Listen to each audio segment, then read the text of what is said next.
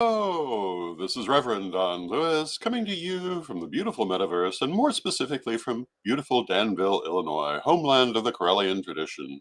And this is Midday with Reverend Don. And as you know, if you follow Midday with Reverend Don, you can type your questions or comments into whatever platform you happen to be watching on, and they will appear here in my chat room, and we can talk directly.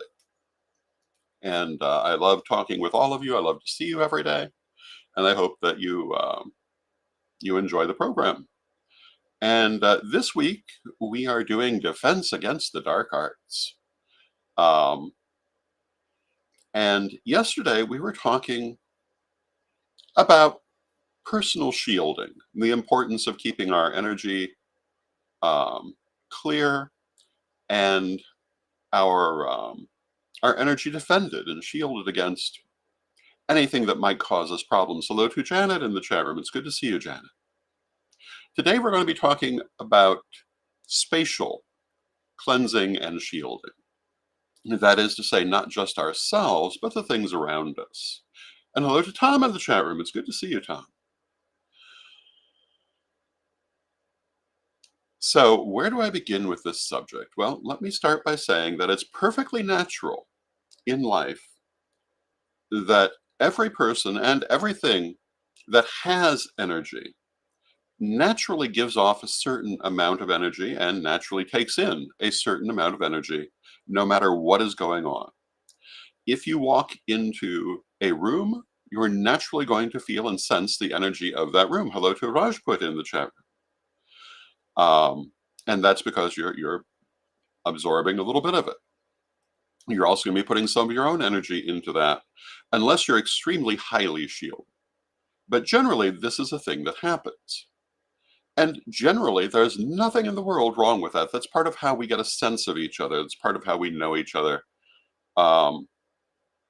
It's the energetic equivalent of dogs sniffing each other's backsides.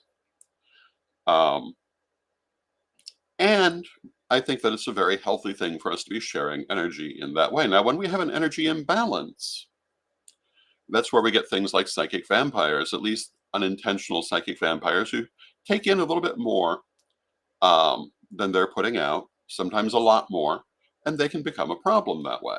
And hello to Asidionis in the chat room. It's good to see you, Asidionis.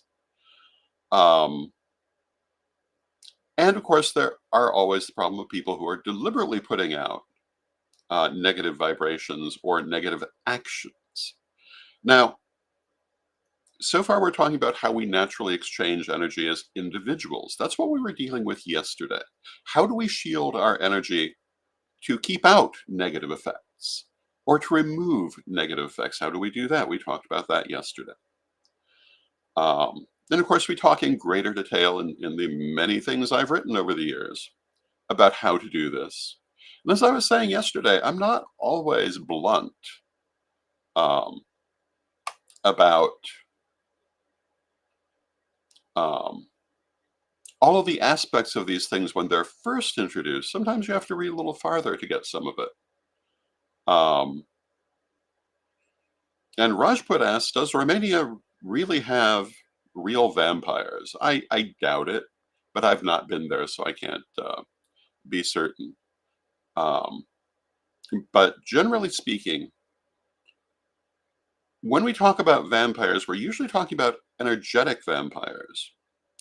And then there's a vampire movement of otherwise perfectly normal people who find it necessary to take in excess energy in this way. And they are divided between, pardon me for a moment, I beg your pardon. They're divided between people who are energetic vampires who take sustenance from other people's energy, and people who actually are sanguine vampires who actually do the blood thing. So there are people who do that, but they are people. And hello to Renee in the chat room, and hello to Jade in the chat room. It's good to see you both. And they're certainly not unique to Romania. You will find this all over the place. And I've known a number of them who are very nice. Generally speaking, at least in the vampires that I have known, it's a very consent-based situation. I'm sure there are those who don't fall under those rules, but there are always going to be people who insist on being less than appropriate, no matter what movement they're part of.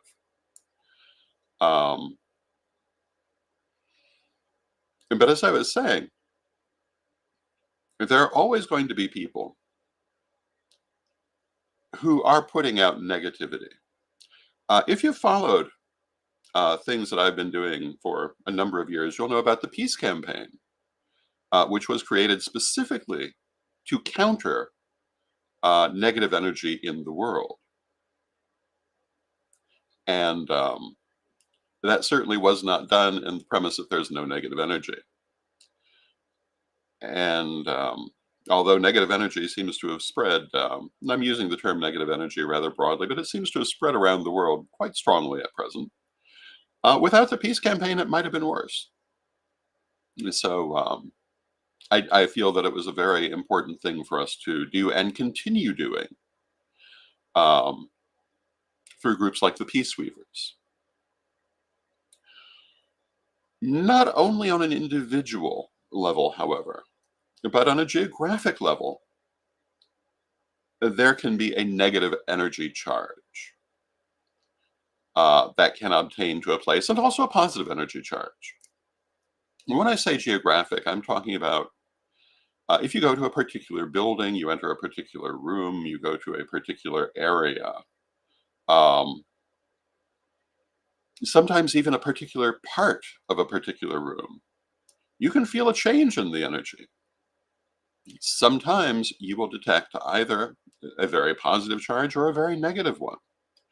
And sometimes that's been done intentionally. Sometimes it was not intentional. Sometimes it was created by something negative that happened there. The most famous example of this that I think people might recognize would be the Amityville Horror. Now, if we want to look at the Amityville Horror in realistic terms, it was highly exaggerated, and the original book is probably better thought of as a novel, which was composed over a great deal of wine, apparently. And the story of the Amityville Horror involves, I think, people like the Warrens, Ed and Lorraine Warren, whose um, work basically existed just to scare people. And I take seriously virtually nothing that they did, nor do I recommend you take them seriously. But it is very good for illustrating the idea. The idea of the Amityville Horror, which is completely plausible, is that because certain negative things happened in the house, it left a negative charge. In this case, there had been a murder there. And people who came later claimed to feel an energetic effect from that. That can happen. Sometimes just an ordinary death, depending on the circumstances, can leave a negative charge if it was an unhappy death. I remember Lady Crystal had lived in a house here in Danville at one time where a person had a long illness. And I don't remember now if they died in the house, but there was definitely an energetic charge that needed to be cleared. Um,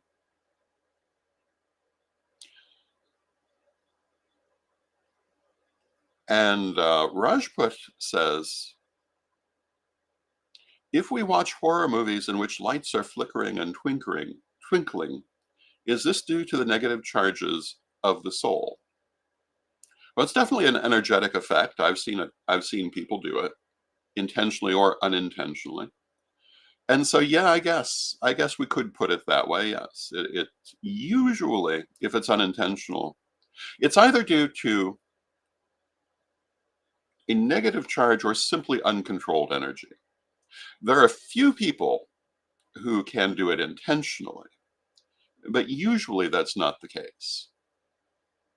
We've talked in other programs, there are some people who can energetically interact with electronic equipment in a way that is unconscious and occasionally in a way that is conscious. But I have not met anyone who had truly perfected that art. I have seen people who can turn a television on and off without being anywhere near it, energetically speaking, or the same with lights, but seemingly only on the right occasion. Um, but yes, energy can it can interact with electronics, um, because of people around or because of spirits. I think when it happens with spirits, it's more intentional on their part, and usually is an omen of something. When we look at something like a house with a negative charge, and hello to Joanne in the chat room, it's good to see you. And Joanne says, yes, clear negative energy, put it to rest, or as yesterday, shielding oneself. Exactly that, and that's where we're going. Um, when you're good with energy, you can usually deal with any of these subjects at an energetic level, because in the end, everything is energy. So let us say that you have moved into a house that has a negative charge. What do? Well, you clear the charge. How do you do that? You do it the same way we do um, before every ritual that we do. And Joanne asks for more on omens in the future. So we will talk about that more in the future. If you're familiar with Wiccan ritual, particularly our Corellian rituals, we tend to start by cleansing the magical space. And what are we cleansing it of? Negative energy. What do we mean by negative energy? Generally, we're just talking about static and unfocused energy. But if there is an intentionally negative charge, well, that's certainly part of it. In ritual, we tend to do this with a blessing of salt and water, together with um, energy, usually visualized as light. And then we follow it by raising the vibration of the space. Um, Now, Krista, hello, Krista. It's good to see you. Krista says, cleanse energetically after you clean your house. I take salt baths to clear my energy from my massage clients. Deep cleansing when the peace in the house is disturbed. Absolutely. All of these different techniques of energy cleansing are exactly what you should do when you encounter negative energy. And but let us say that you have moved into a house or just come into a situation where you feel a negative charge. What do you do? And what you want to do is you want to cleanse that energy. I use visualization because I'm very big on visualization. There are other techniques. Um, I've seen people who used an alcohol fire to burn off negativity. That certainly is one way of doing it. I use visualization, and I generally will flood the energy with light and force out the negativity and imagine it leaving, see it leaving, and then bind the area not to let it back in or any negativity back in. Shield it the way we talked about shielding yesterday for an individual. You want to shield this physical area in the same way. Um, and there are lots of other things you can do to make it more dramatic. You can use candles and incense and all that good stuff. And for some people, that will make it more effective. It all depends on where your individual talents lie, where your strength lies. But this is what you want to do. You want to cleanse that negative charge. Just as you would cleanse it from yourself, you cleanse it from the space. I usually will see negativity as little bits of debris, little bits of darkness exiting the area. Now, Krista says, I spread my arms and hands and coat the walls with silver energy, pushing the darkness out. Yes, that's perfectly good. Um, Same basic thing I'm describing.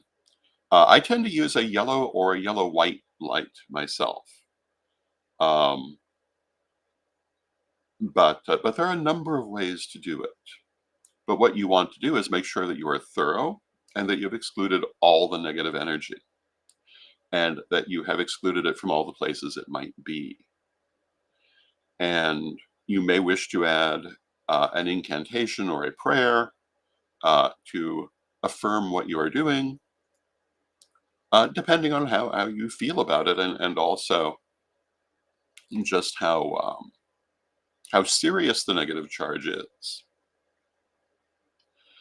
When we do a house blessing, we go through every room and do this. Um, I often, if I feel it's necessary, I will use the yellow light to cleanse the area, and then I may fill it with silver or even golden stars to raise the vibration of that light to make it a stronger cleansing. Um, that's what I would do. Your mileage may differ, but this is basically the kind of action you will take. Now, when you've done that, you then want to fill the energy um, back with positive energy. You want to fill the space with positive energy. You want to raise its vibration. You want to fill it um, with with positive. Uh, Now, Tom says that before some rituals, they will sweep the floor of negative energy. And that's a perfectly good way to do it as well. Um, a very traditional way of cleansing negative energy. And traditionally, a lot of people, when they were sweeping the floor, um, would also focus on getting rid of negative energy. And you can use a little visualization to do that. You can simply focus on it happening. Um, but yes, sweeping is another way. And for some people, the symbolism of using a broom is very important. Um, Incense is commonly used for this purpose. Um, there are many ways of doing it. Some people use sound.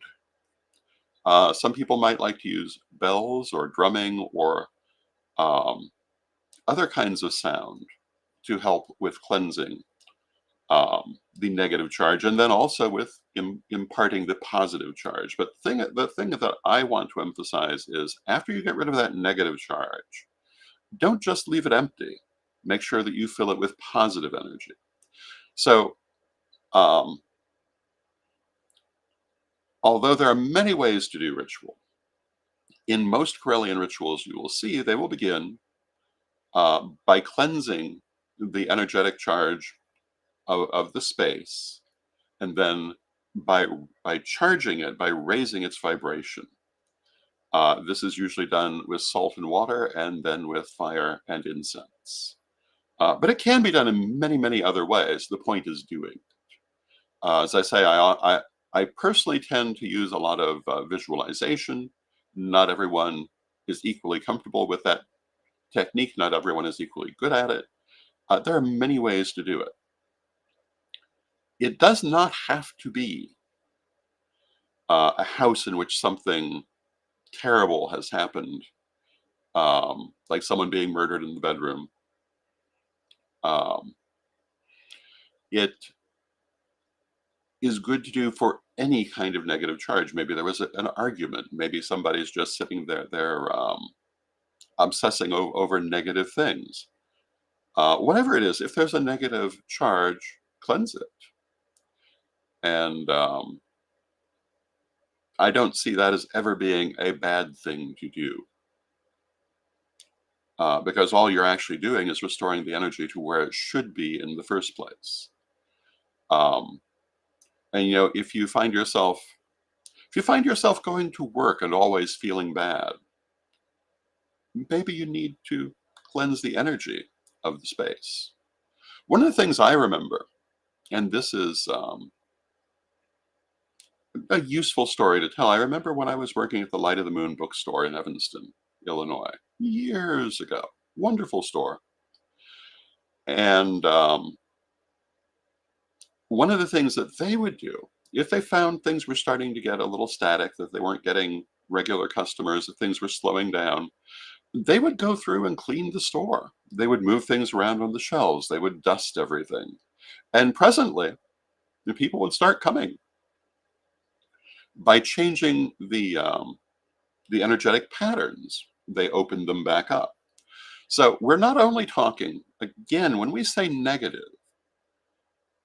Yeah, maybe someone's out there putting pins in a doll of you somewhere. Um, I um, I can certainly think of some places where people may be putting pins in dolls of me, um, but that isn't necessarily what we're talking about by negative energy. Um, just static energy, energy that has not been moving, energy that perhaps has gotten dirty through all kinds of different emotions, none of them inherently necessarily bad themselves. These also come under negative energy. Negative energy is any energy that is not properly cleansed.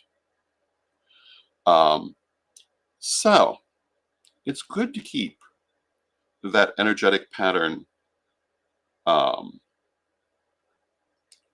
open and vibrant. It's good to move things around from time to time. It's good to cleanse the energy and to charge the energy, even when there's nothing overtly negative going on. It just keeps the energy the way the energy should be. But when there is a strong negative charge, this is the first and most obvious thing that you do to deal with it. And now we mentioned using incense earlier. Some people love to use incense for cleansing. And Tom remarks on liking sage for this purpose. Sage is very popular for cleansing uh, in the last 30 years or so. But it's certainly not the only thing that can be used for that. Lavender can be very good for that. There are lots of things that are good for it. Um, and in fact, I would think you could use almost anything if it's what you had. But that's another thing that you can do. If you're focusing on breaking up that negative energy, sending it out and replacing it with positive energy, incense can be helpful for that because, the smoke goes in all the little corners in theory. Um, so these are some of the things that you might consider doing to break up negative energy in a place. Now, what if you're dealing with a much stronger negative charge than that? Then you want, I would say, to turn to shadow work and some of the same techniques we use in shadow work for ourselves. I always recommend soul retrieval as being one of the stronger ones that I have used, and that can also be done for a place as well as for an individual. Can even be used for a time under the right circumstances. But you would um, want to do the soul retrieval for the space that you need to cleanse in order to heal the energies that are causing the negative charge in the same way you do it for yourself. And it can be very effective. So, these are some of the things I would recommend. If you feel, not to be oogie boogie about it, but if you feel someone is deliberately sending or creating a negative charge in a place, what do? You want to shield it. And you can shield it just the way we were talking about by creating a barrier around it, just as we were talking about yesterday. You can also physically enact this by processing around the required area, that the part that you're trying to shield, um, perhaps with incense, perhaps just with visualization, perhaps with candles, with whatever you want to use. But the point is that you physically go around the perimeter you're trying to protect. That's something that can be very helpful.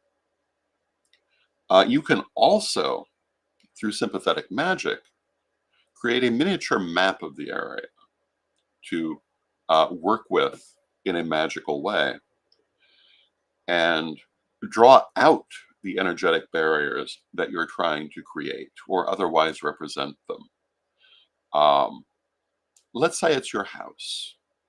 You can make a little picture of a house, surround it perhaps with red yarn, any number of other things that you might do for a protective spell to shield that property. It doesn't necessarily require physically circling the property, physically even being on it. One of the nice things about magic is that it can be done remotely. So these are some of the things I would recommend to you if you feel you're dealing with a space that has a negative charge. Now, tomorrow we're going to continue talking about defense against the dark arts, and we're going to get a little more specific tomorrow. We have a number of things that we are likely to be looking at. At some point, we're going to talk about amulets and talismans. At some point, we're going to talk about the famous freezer spell and what to do if you feel that perhaps you are affected by one. We may talk a little bit about energetic resources such as the crystal web. We'll see how the conversation goes as we work our way through the week, but these are some of the things we're going to be dealing with. So I hope that you're enjoying this subject, and again, we will be continuing it. Now, we're nearly at the end of our half hour. I want to take a moment to recommend you to our Pagan World TV auction that's going on this week. And we have a number of things, a number of physical items available. We also have readings available. And I want to encourage you to check that out. And places that you can find that include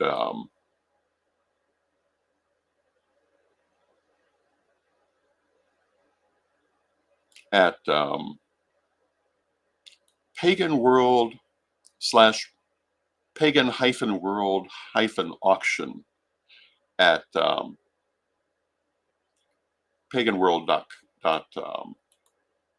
Let me just make sure I got that correct. Yeah, at the Pagan World site. You can also find us at eBay under Pagan World TV. And this helps to support the things we're doing here at Pagan World. So hopefully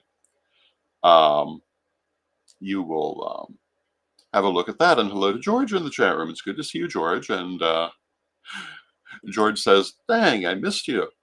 I'll have to watch replay. Well, you know, that's the nice thing about this format, because it will be here in replay. So thank you, everyone, for joining me. I love spending this time with you. I love talking with you. I hope that you're enjoying this subject and finding it of help in your life, because, you know, we all, from time to time, do have to deal with negative charges we may encounter, just as a normal part of living, and occasionally because of the animus of others. So let us close with our prayer, as we always do. Divine Mother Goddess, Divine Father God, beloved ancestors, we thank you for all that you do for us in our lives, and we ask you to be with us and to help us to keep ourselves safe in a world that is not always safe. Help us to protect our boundaries, both energetically and personally, and to make our lives as peaceful and joyful as we can. Beloved Mother Goddess, beloved Father God, beloved ancestors, we thank you with great love and with respect, knowing you are always with us, but from respect, we thank you for your presence. May you be blessed now and always. And I thank you for your presence. May you be blessed now and always. And I will see you tomorrow when we will continue our week of defense against the dark